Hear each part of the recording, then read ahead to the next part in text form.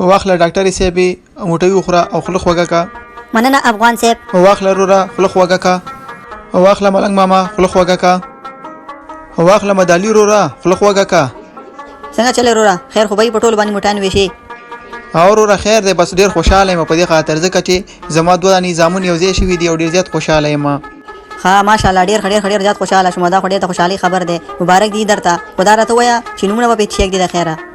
بس رورا دیو نوم دی لر او د بل نوم دی بر، نو دواړه زما زامن دی او دا دواړه نومونه پیژګدم. ها رورا ډیر ښه نومونه دي، مبارک دی ورته.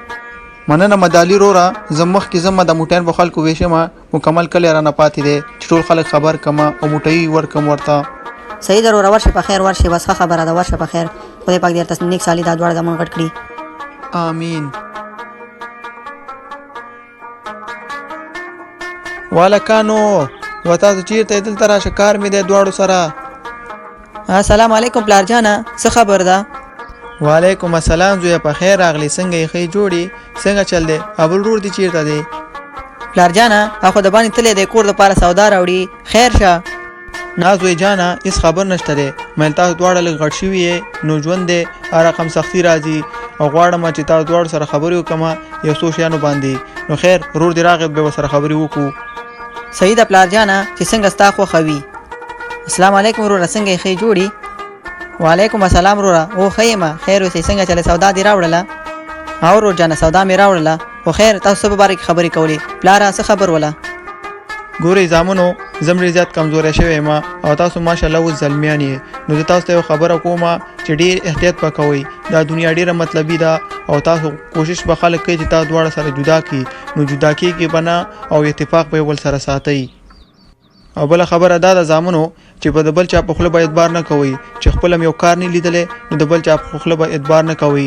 لکه سوچ د لر په باره کې بره تعالی خبرې کوي یا غلطي وي یا خراب وي نو ته به په اعتبار نه کې، ته په خپل رونه ته پوښتنه کې. او بره که تعالی څوک د لر په باره کې خراب خبرې کوي نو ته به تنه پوښتنه کې، نو پاسړي به اعتبار نه کې. صحیح ده زما بچو؟ سما ده پلار جانا. افرین زما ګرانو بچیانو، هیله کوم چې عمل پې وکړئ. خبرې خو ډېرې واورېدلې او بچو کار وکړئ، ځې لاړ شي پټو ته اوبه ورکړئ. ماشاءالله سږکال ډېر ښایسته فصل شوی دی، نو لاړ شي پټي ته اوبه ورکړئ. صحیح ده زما بچو؟ لالا ولالا وای روجانا څه خبر ده؟ روجانا ما ویل پټي ته مې اوبه ورکړي او زه خلاص شوم. دلته کینم دمه کوم، راځه تم کینه لګه دمه وکړه، سره به ګپ ولګو. صحیح ده روجانا، زه درغم ته کینه او د درغم 2 منټو کې. صحیح ده رورا؟ یار روجانا ډېر زیات ستړی شوم، ډېر کار مې وکړ، ستړی شوم چې پولې په دې پولې مې ډېرې منډې والې، سخت ستړی شوم. یو ټوکر راته وکړه چې زړه مې خوشحاله شي که نه؟ ښه روجانا واوره، یو ټوکر ته وکړم چې زړه دې خوشحاله شي. نو روجانا ټوکه داسې ده چې یو ورځ یو غل سودا ختمه شوې وله، نو کوروالی ورته ویلې چې ورشه لږه سودا راوړه، کور کې سودا ختمه شوې ده. نو غل ورته څه ویلې خبرې نه خبر نه. نو غل بیا څه ویلې؟ نو غل خپلې ښځې ته ویلې ودرېږه دوکانونه خو بند شي که نه.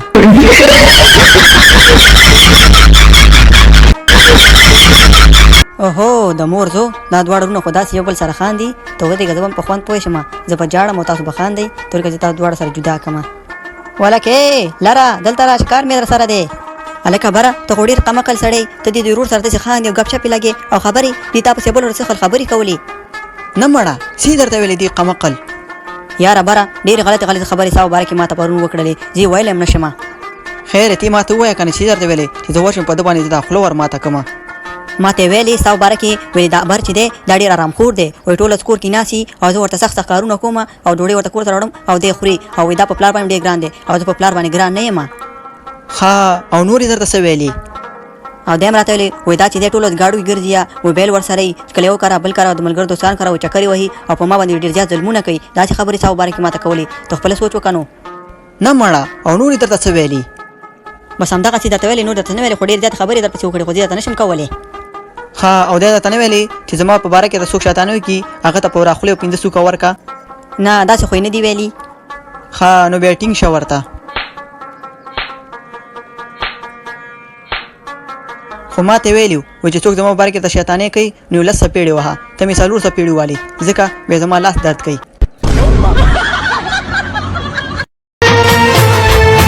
خټک یوسف زیم مومند که افریدیم، پختونخوا زما وطن پختونخوا.